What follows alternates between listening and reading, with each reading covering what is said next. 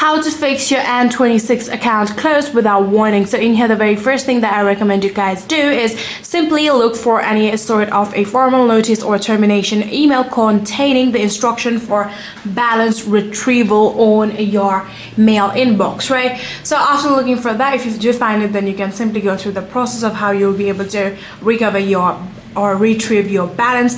Then after doing that, here what you can do is send a alternative bank account.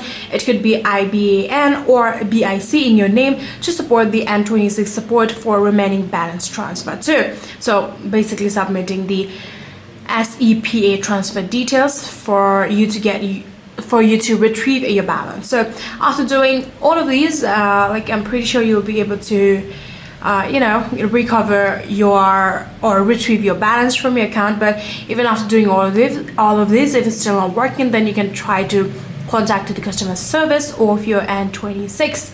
So yeah, I'm pretty sure they will be able to help you out. So if you guys do have any further queries, then please let me know in the comment section down below.